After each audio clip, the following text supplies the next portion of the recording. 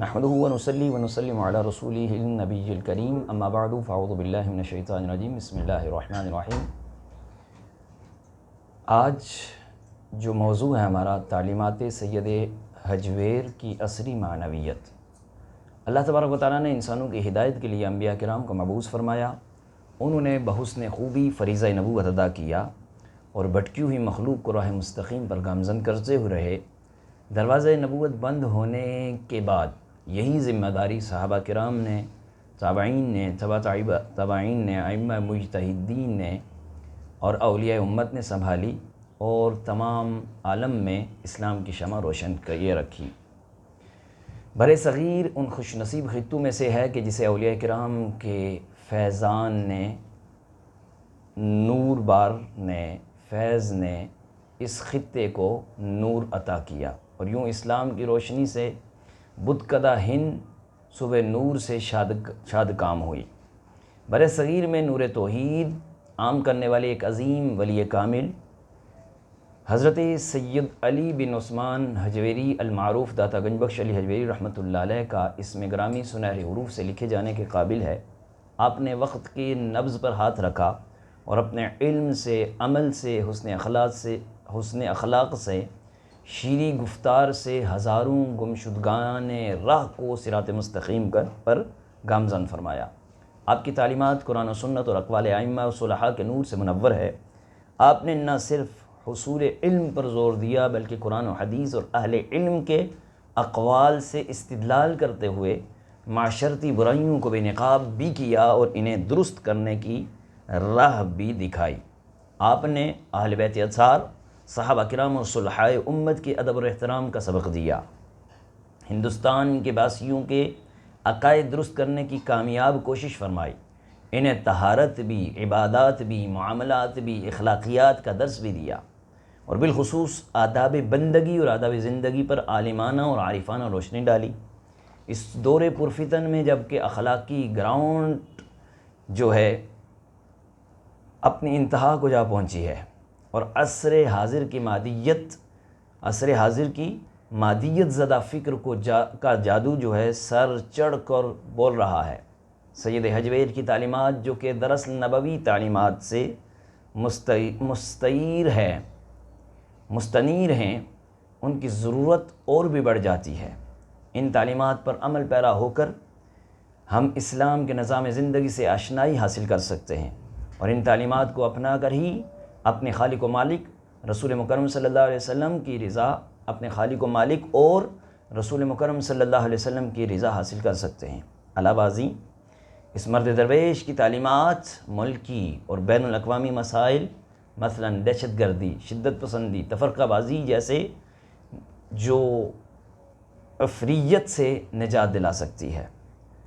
حضرت سید حجویر رحمۃ اللہ علیہ نے اپنی شہرۂ آفاق کتاب کشف المحجوب کا پہلا باب علم کی فضیلت اور اہمیت کے بارے میں لکھا۔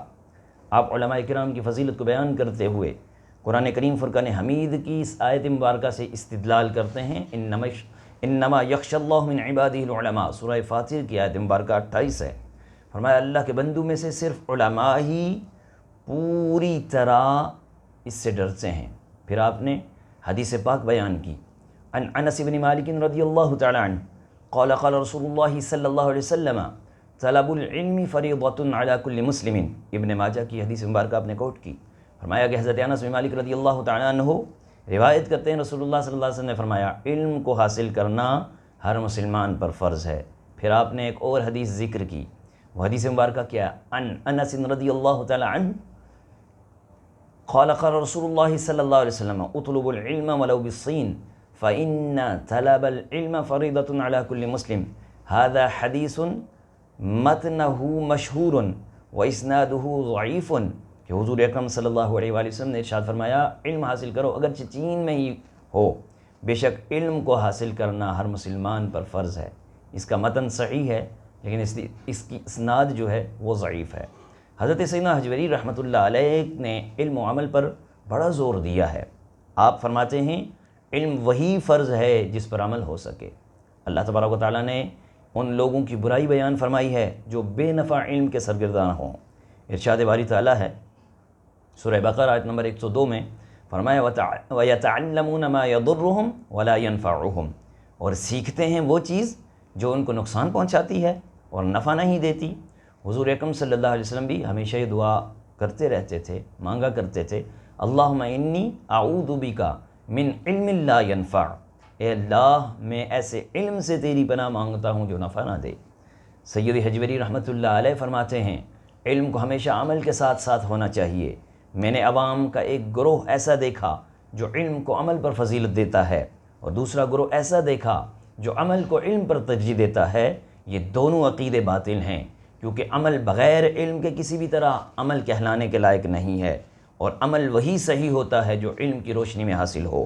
اور ایسے ہی عمل سے بندہ ثواب کا مستحق ہوتا ہے، جیسے کہ نماز نہیں ہوتی جب تک نماز قائم کرنے والے کو ارکان طہارت کا علم، پانی کی پہچان، قبلے کی واقفیت، نیت، نماز کی کیفیت اور ارکان نماز کا علم نہ ہو۔ غرض جب عمل کی بنیاد ہے علم پر ہے تو ان دونوں میں تفریق محض جہالت ہے۔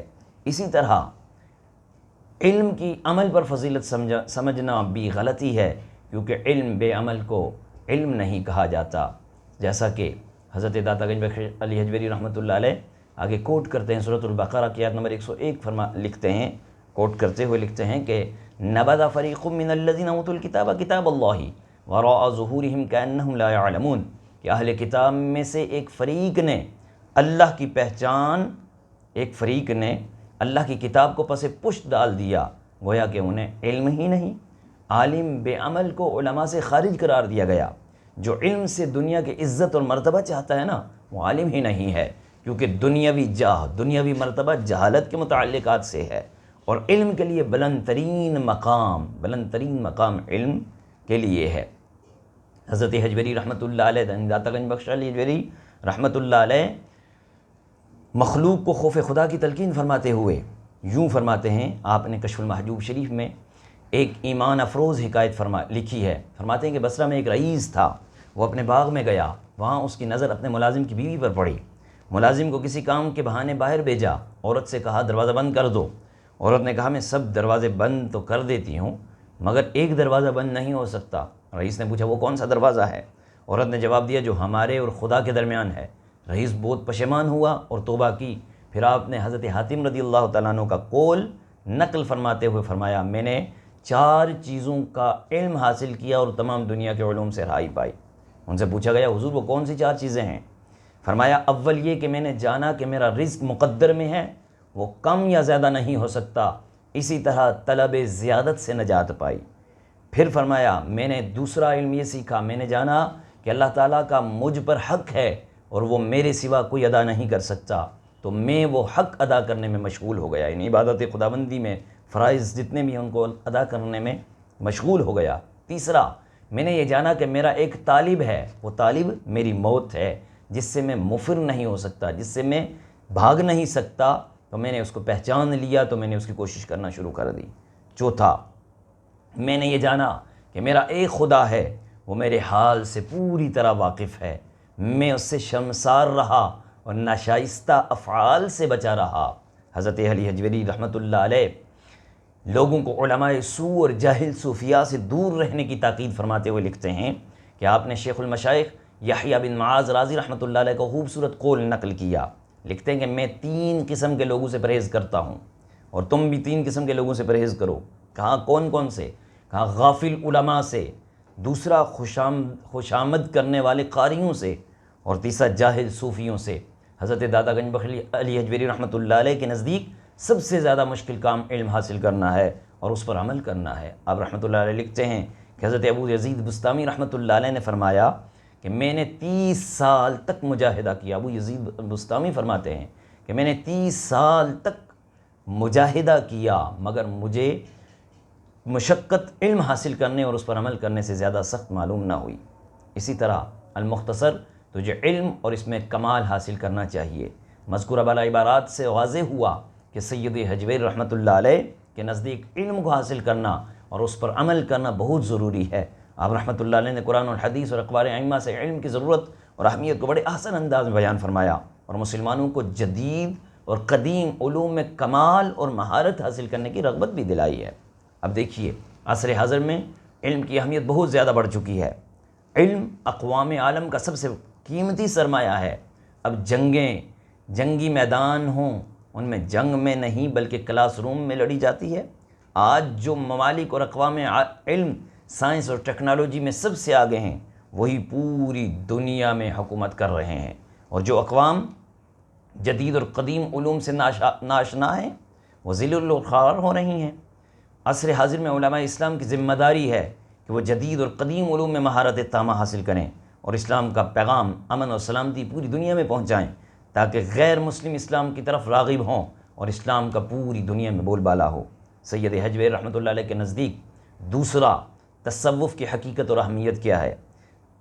پہلا علم کے متعلق، دوسرا آپ نے تصوف کی حقیقت اور اہمیت کو واضح کیا کہ سید حجویری رحمۃ اللہ علیہ نے اپنی معرکہ آراء تصنیف کے کشف المحجوب شریف میں تصوف کی حقیقت اور معرفت اور ضرورت اور اہمیت کو بڑے احسن انداز میں یوں بیان فرمایا۔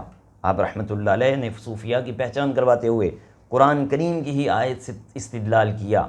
سورہ فرقان کی آیت نمبر 63 میں یوں کہا، وَعِبَادُ الرَّحْمَنِ الَّذِينَ يَمْشُونَ عَلَى الْأَرْضِ هَوْنًا وَإِذَا خَاطَبَهُمُ الْجَاهِلُونَ قَالُوا سَلَامًا، اور اللہ کے بندے وہ ہیں جو زمین پر عاجزی سے چلتے ہیں، جو جاہل لوگ ہیں ان سے کلام کریں تو وہ سلام کر کے کنارہ کش ہو جاتے ہیں۔ تصوف کی اصل حدیث پاک بھی ثابت ہے۔ ایک مرتبہ جبریل امی انسانی شکل میں حضور سرور کونین نان حسنین صلی اللہ علیہ وسلم کی بارگاہ میں حاضر ہوتے ہیں اور آ کر یوں سوال کرتے ہیں، عرض کرتے ہیں کہ بہت سارے سوال کیے، ان میں سے ایک سوال یہ ہے کہ حضور احسان کیا ہے؟ جبریل نے عرض کیا، مل احسان قالا، جبریل نے کہا کہ احسان کیا ہے؟ عرض کیا، ان تعبد اللہ کأنک تراہ فإن لم تکن تراہ فإنہ یراک۔ عرض کیا احسان کیا ہے؟ حضور سرور کائنات صلی اللہ علیہ وسلم فرمایا، تم اللہ کی ایسے عبادت کرو گویا اسے دیکھ رہے ہو۔ بڑی اہم بات ہے، یہ تصوف کا نقطہ ہے، یہ پوائنٹ ہے۔ فرمایا، حضور علیہ السلام نے فرمایا، ان تعبد اللہ کأنک تراہ، آپ اللہ کی عبادت ایسے کریں گویا تم اللہ کو دیکھ رہے ہو۔ فإن لم تکن تراہ فإنہ یراک، اور اگر تم اسے نہیں دیکھ رہے تو وہ تمہیں دیکھ رہا ہے۔ مذکورہ حدیث مبارکہ میں عبادت کا جو طریقہ بتایا گیا نا، صوفیہ کرام اسی طریقے سے عبادت کرتے ہیں۔ علماء کرام نے لفظ صوفی کے مختلف معنی بیان فرمائے ہیں۔ شیخ علی حجویری رحمۃ اللہ فرماتے ہیں کہ ایک گروہ کا خیال ہے کہ صوفی کو اس لیے صوفی کہا جاتا ہے کہ وہ صوف یعنی پشم وغیرہ کا لباس پہنتا ہے۔ دوسری جماعت کہتی ہے، یعنی دوسرے لوگ کہتے ہیں کہ صوفی صف اول میں ہوتا ہے، اس لیے صوفی کے نام سے موسوم ہے۔ بعض دیگر لوگوں کا خیال ہے کہ صوفیہ نے اصحاب صفا سے محبت اختیار کی ہے، اس لیے صوفی کہلاتے ہیں۔ یہ تشریحات لفظ صوفی کی لغوی صورت کو واضح کرنے سے قاصر ہیں۔ سیدنا حجویری رحمۃ اللہ علیہ صوفی کی حقیقت بیان کرتے ہوئے رقم تراز ہوتے ہیں کہ حضرت عبداللہ ابن مسعود رضی اللہ تعالیٰ نے فرمایا، قال عبداللہ ذهب صفو الدنیا وبقیہ قدرہا، یعنی دنیا کی صفائی جاتی رہی اور میل باقی رہی۔ اشیاء کے لطیف حصے کا نام صوفیہ ہے، اور کثیف کو قدر کہتے ہیں، چونکہ اہل تصوف اپنے اخلاق اور معاملات کو صاف رکھتے ہیں، قلبی آفات سے بری ہوتے ہیں، اس لیے صوفی کہلاتے ہیں۔ سیدنا حجویری رحمۃ اللہ علیہ نے تصوف کی حقیقت کو بیان کرتے ہوئے بڑا پیارا شعر لکھا ہے۔ لکھتے ہیں، ان الصفا صفت الصدیق ان اردت صوفیہ علی التحقیق، کہ اگر تو کامل صوفی دیکھنا چاہتا ہے تو میرے صدیق اکبر رضی اللہ تعالیٰ عنہ کو دیکھ، اصل صفا ان میں تھی۔ صفا کی اصل بھی ہے اور فرع بھی ہے۔ اصل یہ ہے کہ دل اغیار سے خالی ہو، اور فرع یہ ہے کہ دل اس سے فریب دینے والی دنیا سے منقطع ہو۔ یہ دونوں حضرت صدیق اکبر رضی اللہ تعالیٰ عنہ کی صفتیں ہیں۔ صوفیہ کی اقسام بھی ہیں۔ حضرت شیخ علی حجویری رحمۃ اللہ علیہ نے صوفیہ کی 3 قسمیں بیان فرمائی ہیں: صوفی، متصوف اور مستوصف۔ تو ان کی الگ الگ ڈیفینیشن ہے۔ بہرحال غرض ہماری صوفی کے متعلق ہے۔ حضور داتا گنج بخش علی حجویری رحمۃ اللہ فرماتے ہیں، مشائخ طریقت نے تصوف کے بارے میں بہت لطیف اور دقیق نکات بیان کیے ہیں، جن میں سے ایک یہ ہے کہ شیخ ابو الحسن نوری رحمۃ اللہ فرماتے ہیں، صوفی وہ ہے جو کسی چیز کا مالک نہ ہو اور کوئی چیز اس کی مالک نہ ہو۔ اسی طرح شیخ حصری رحمۃ اللہ علیہ فرماتے ہیں، تصوف دل کو مخالفت کی کدورت سے پاک رکھنے کا نام ہے۔ اسی طرح حضرت محمد علی بن حسین بن علی بن ابی طالب رضی اللہ تعالیٰ عنہ فرماتے ہیں تصوف خوش خلقی کا نام ہے، جو خوش اخلاقی میں تم سے زیادہ ہوگا وہی تصوف میں بھی تم سے زیادہ ہوگا۔ اسی طرح حضرت جنید رحمۃ اللہ علیہ فرماتے ہیں کہ تصوف کی بنیاد 8 چیزوں پر ہے: سخاوت، رضا، صبر، اشارہ، غربت، اونی لباس پہننا، سیر و سیاحت اور فقر۔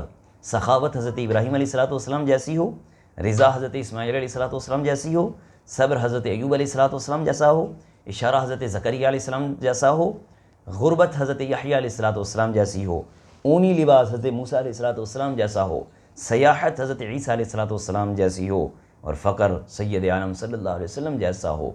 بہرحال یہ حضرت سیدنا داتا گنج بخش علی حجویری رحمۃ اللہ علیہ ان صوفیہ کے متعلق یہ باتیں لکھتے ہیں۔ تصوف رسم نہیں ہے بلکہ حقیقت ہے، اس کی اصل قرآن اور حدیث سے ثابت ہے۔ تصوف اسلام کی روح کا نام ہے، تصوف ظاہر اور باطن کو سنوارنے کا نام ہے۔ صوفیہ کرام کی صفات حضور اکرم صلی اللہ علیہ وسلم، صحابہ کرام علیہم رضوان، تابعین اور تبع تابعین علیہم رضوان میں موجود تھیں، اگرچہ وہ صوفیہ کے نام سے معروف نہیں تھے۔ عصر حاضر میں قیام امن کے لیے صوفیہ کرام کی تعلیمات پر عمل کرنا بہت ضروری ہے۔ صوفیہ بلا تفریق و مذہب مخلوق خدا سے پیار اور محبت کا درس دیتے ہیں۔ وہ اللہ کے بندوں کو آپس میں جوڑنے کا درس دیتے ہیں، توڑنے کا درس نہیں دیتے۔ وہ ہر قسم کی دہشت گردی، فتنہ و فساد، قتل و غارت گری اور اختلاف اور انتشار کے خلاف ہیں۔ ہمارے بر صغیر پاک و ہند میں اسلام انہی صوفیہ کرام کی اخلاق سے پھیلا ہے۔ دیکھیے، اسلام نے اپنے ماننے والوں کو معاملات حیات میں اثار کی تعلیم دی ہے۔ صوفیہ کرام بھی اسی پر عمل پیرا رہے ہیں۔ حضرت سیدنا علی حجویری رحمۃ اللہ علیہ اپنی شرح آفاق کتاب کشف المحجوب میں اثار کی تعلیم دیتے ہوئے قرآن کریم کی ایک آیت مقدسہ سے استدلال کرتے ہیں۔ سورۃ الحشر کی آیت نمبر 9 میں فرمایا وَيُؤْثِرُونَ عَلَىٰ أَنفُسِهِمْ وَلَوْ كَانَ بِهِمْ خَصَاصَةٌ، وہ اپنی بے سر و سامانی کے باوجود دوسروں کو اپنے اوپر ترجیح دیتے ہیں۔ اللہ اکبر! یہ آیت کریمہ خاص طور پر صحابہ کرام کے حق میں نازل ہوئی تھی صحابہ کی محبت اور پیار کو یہاں کوٹ کرتے ہوئے لکھتے ہیں۔ حضرت داتا گنج بخش علی حجویری رحمۃ اللہ علیہ اثار کے معنی بیان کرتے ہوئے لکھتے ہیں، اثار کے حقیقی معنی یہ ہیں کہ مصاحب کے حق کو تسلیم کیا جائے، اپنے مطلب کو دوست کے مطلب سے فروتر رکھا جائے اور اسی کی خوشی کے لیے خود تکلیف برداشت کی جائے۔ اثار دوسروں کی مدد کرنے کا نام ہے۔ سیدنا علی حجویری رحمۃ اللہ علیہ اثار کی فضیلت اور اہمیت کو بیان کرتے ہوئے حضرت نافع کی روایت نقل کرتے ہیں کہ ایک مرتبہ حضرت عبداللہ بن عمر رضی اللہ تعالیٰ عنہ کو مچھلی کی خواہش ہوئی۔ عبداللہ ابن عمر کو مچھلی کی خواہش ہوئی، تمام شہر میں تلاش کی گئی، آخر کار مچھلی وہاں سے نکل آئی، مل گئی اور دستیاب ہو گئی۔ میں نے کباب بنایا اور اس مچھلی کو دیکھ کر حضرت ابن عمر بڑے خوش ہوئے۔ اچانک جب مچھلی سامنے آئی اور مچھلی کو سامنے رکھا، تناول کرنے ہی والے تھے، دروازے پر دستک ہوئی۔ کہا کون؟ کہا میں سائل ہوں۔ کہا کیوں آئے ہو؟ کہا مچھلی کے لیے آیا، مجھے مچھلی دے دیجئے۔ مچھلی ان کو دینے کے لیے، سائل کو دینے کے لیے آگے بڑھے۔ غلام نے عرض کی حضور پوری اتنی محنت سے مچھلی کو دستیاب کیا، اتنی محنت سے ڈھونڈ کے لائے، اسے کیوں تقسیم کر رہے ہیں؟ اس کے بجائے سائل کو کوئی اور چیز دے دی جائے۔ فرمایا نہیں، اب یہ مجھ پر حرام ہو گئی ہے اور میرے دل سے اتر چکی ہے۔ یہ حرام کون سی ہے؟ یعنی میں نے اب کھانی نہیں ہے، کیونکہ میرے آقا سرور کائنات صلی اللہ علیہ وسلم نے فرمایا ہے جس نے کسی چیز کی آرزو کی اور وہ اسے مل گئی، پھر اس نے کسی دوسرے کی خواہش کو اپنی آرزو سے فائق سمجھ کر اس کو دے دی تو اللہ تبارک و تعالیٰ اسے بخش دے گا۔ پھر میرے آقا سیدنا داتا گنج بخش علی حجویری رحمۃ اللہ علیہ یہاں ایک واقعہ کوٹ کرتے ہیں کہ غزوہ احد تھا، وہاں پر مومنوں کی آزمائش ہو رہی تھی۔ صالحات انصار میں سے ایک عورت نے ارادہ کیا، یعنی جو اب صحابیات میں سے ایک صحابیہ تھی، انہوں نے ارادہ کیا کہ خود میدان کارزار میں جا کر جو زخمی ہیں ان کو پانی دے کر مدد کروں۔ کہتی ہیں کہ ایک صحابی زخموں سے نڈال دم توڑ رہے تھے، پانی کے لیے اشارہ کیا، میں پانی لے کر ان کے پاس پہنچی۔ جب میں نے ان کے پانی دیا، وہ اپنے منہ کے ساتھ لگا رہے تھے، دوسرے نے آواز دی مجھے پانی چاہیے، آپ نے اشارہ پانی کو واپس کرتے ہوئے واپس کر دیا، کہا دوسرے کو دے دیجئے، خود پانی نہیں پیا۔ دوسرے کی طرف گئی، اس کو پانی دیا، اس نے بھی ہونٹو تک پانی لے کر گئے، گلاس پانی ہونٹو پانی کا گلاس ہونٹوں تک پہنچا، تیسرے نے آواز لگائی، اس کو دے دیا، پھر چوتھے کے پاس گئی، اس نے آواز لگائی، پانچویں نے آواز لگائی، چوتھے نے اس کو دے دیا، چھٹے نے آواز لگائی، پانچویں نے اس کو دے دیا، پھر ساتویں نے آواز لگائی، چھٹے نے اس کو دے دیا۔ اب جب میں ساتویں تک پہنچتی ہوں تو ساتویں کا دم ختم ہو جاتا ہے، یعنی وہ شہید ہو جاتا ہے۔ اب میں واپس آئی چھٹے کے پاس کہ اس کو دوں، اس کا بھی دم ٹوٹ گیا۔ اسی طرح کرتے کرتے 7 کے 7 اللہ کے راستے میں شہید ہو گئے، کسی ایک نے ایک گھونٹ بھی نہیں پیا۔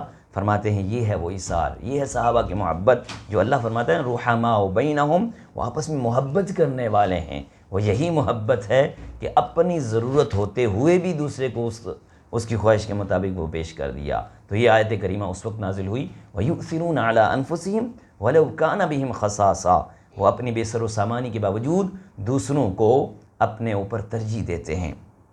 سید حجویر رحمۃ اللہ علیہ، سید حجویر رحمۃ اللہ علیہ مذکورہ عبارات سے واضح کرتے ہوئے لکھتے ہیں کہ واضح ہوا قرآن و سنت میں ایثار کی بڑی فضیلت بیان کی گئی ہے۔ اللہ تبارک و تعالیٰ کے نیک بندے اپنی ذات کو چھوڑ کر، اللہ تبارک و تعالیٰ کے جو نیک بندے ہیں وہ اپنی ذات کو چھوڑ کر ہمیشہ دوسروں پر اظہار کرتے ہیں۔ عصر حاضر میں خود غرضی، لالچ، ہوس اور تو بغض و عناصر کو عام کرتے ہوئے نظر آتے ہیں۔ لہذا ضرورت اس بات کی ہے کہ ہم قرآن و سنت اور بزرگان دین کی تعلیمات پر عمل پیرا ہو کر اثار کو بھی عام کریں، تاکہ ہمارا معاشرہ مذکورہ برائیوں سے پاک ہو سکے اور پیار، محبت، امن و امان کو فروغ دیا جا سکے۔ پھر اسی طرح سید حجویر چوتھے جو بات لکھتے ہیں، چوتھا جو پوائنٹ لکھتے ہیں، وہ عقیدہ توحید کی ضرورت اور اہمیت کی تعلیمات کی روشنی میں کیا فرماتے ہیں؟ فرماتے ہیں توحید، عقیدہ توحید اسلام کی بنیادی عقائد میں سے اہم عقیدہ ہے۔ یہ اسلام کی بنیاد ہے اور ارکان اسلام میں سب سے پہلا رکن ہے۔ تمام انبیاء کرام نے اپنی امتوں کو یہ عقیدہ ازبر کرایا، اور صلحاء امت سے بھی اسی عقیدے پر زور دیتے ہوئے صوفیاء کرام نے سب سے بڑے توحید کا علم بھی اٹھایا اور توحید پرست بھی ہوئے۔ حضرت سیدنا علی حجویری رحمۃ اللہ علیہ نے اسی کتاب اپنی جو کشف المحجوب شریف ہے، جا بجا عقیدہ توحید کی ضرورت اور اہمیت کو بیان کیا۔ آپ عقیدہ توحید پر آیات قرآنی سے استدلال کرتے ہوئے لکھتے ہیں، سورہ بقرہ آیت نمبر 163 میں فرمایا وَإِلَٰهُكُمْ إِلَٰهٌ وَاحِدٌ، اور تمہارا خدا واحد ہے۔ سورہ اخلاص کی آیت نمبر پہلی میں قُلْ هُوَ اللَّهُ أَحَدٌ، کہو اللہ ایک ہے۔ اسی طرح سورۃ النحل کی آیت نمبر 51 میں لَا تَتَّخِذُوا إِلَٰهَيْنِ اثْنَيْنِ إِنَّمَا هُوَ إِلَٰهٌ وَاحِدٌ، دو معبود نہ ٹھہراؤ سوائے اس ایک کے، کوئی معبود نہیں ہے۔ توحید کی حقیقت کو سمجھاتے ہوئے لکھتے ہیں کہ فی الحقیقت توحید کسی چیز کی یگانہ ہونے کا اقرار اور اس کی یگانگی سے متعلق علم ہونے کا نام ہے، چونکہ ذات حق ایک ہے، اپنی ذات اور صفات میں تقسیم سے بالا تر ہے، بے مثال ہے، لاثانی ہے، اپنے افعال میں لا شریک ہے۔ اسی طرح موحدوں نے اسے یگانہ سمجھا ہے۔ اس علم یگانگی کو توحید کہتے ہیں۔ توحید کے 3 مختلف پہلو ہیں۔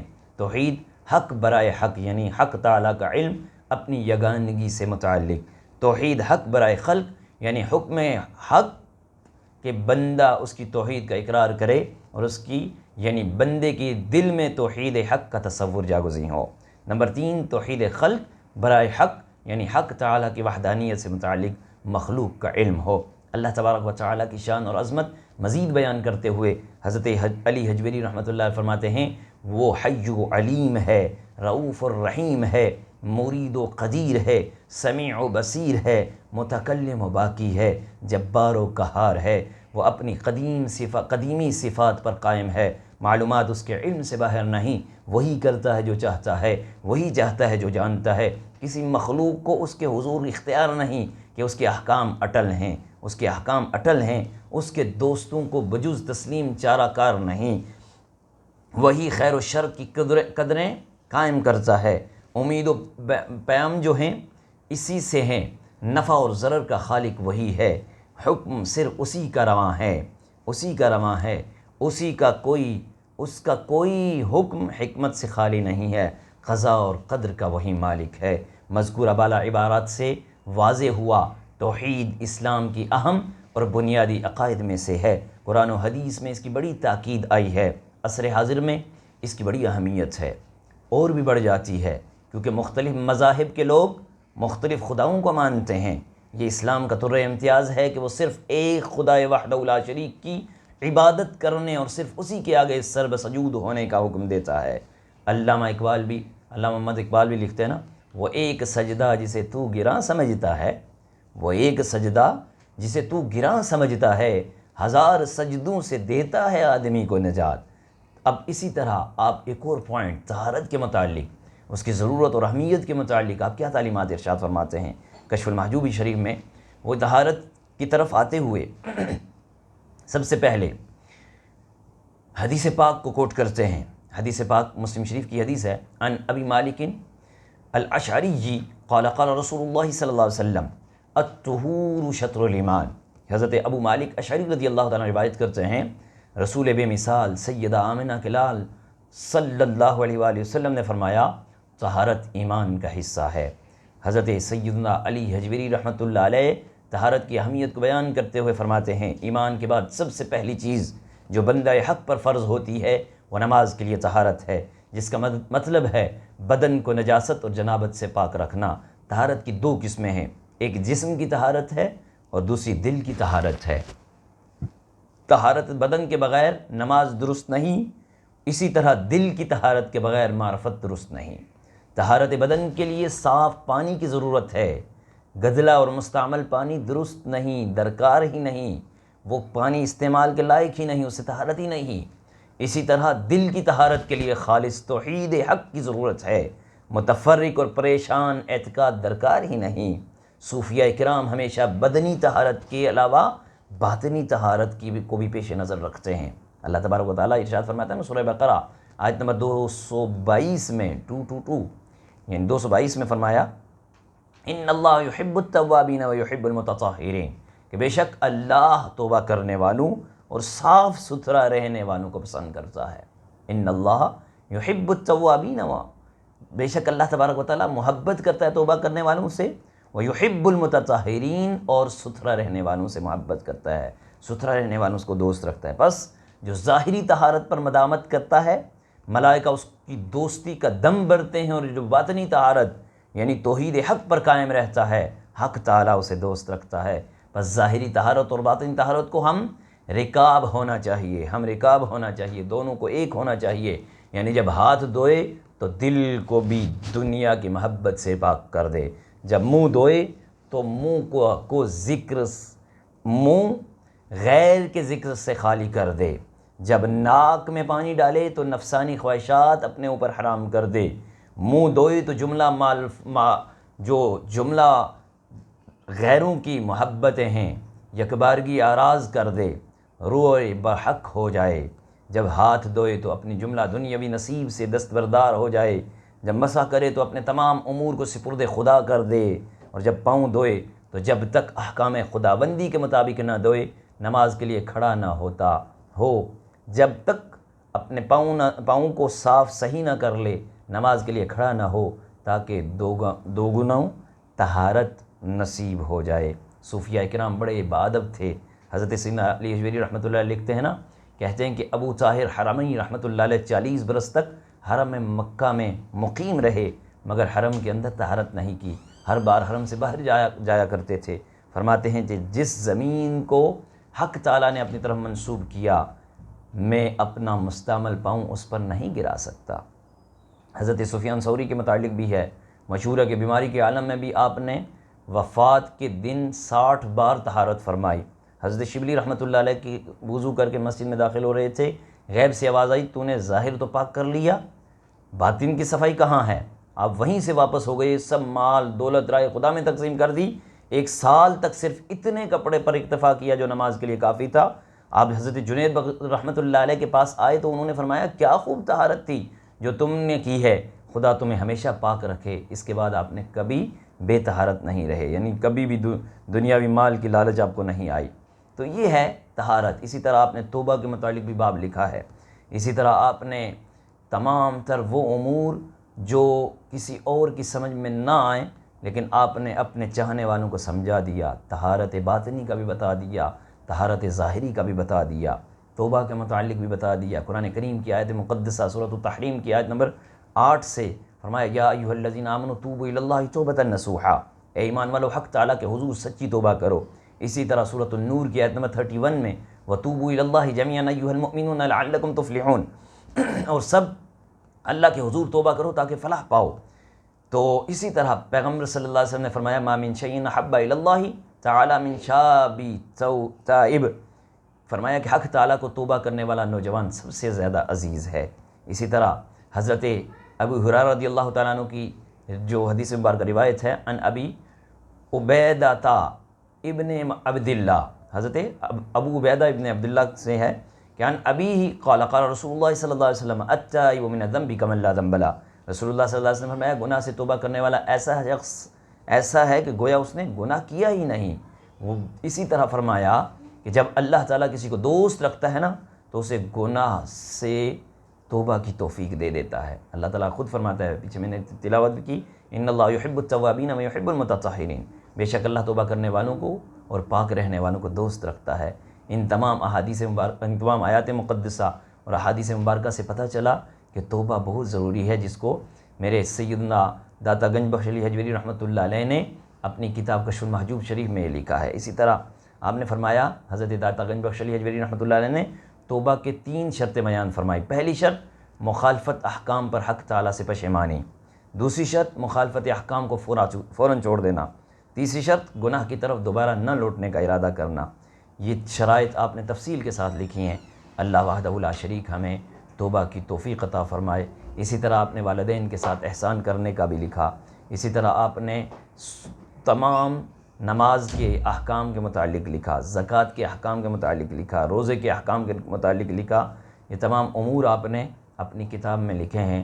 اللہ وحدہ لا شریک آپ کے علم سے، آپ کے فیوز و برکات سے ہمیں مستفیض فرمائے، مالا مال فرمائے۔ وآخر دعوانا ان الحمد للہ رب العالمین۔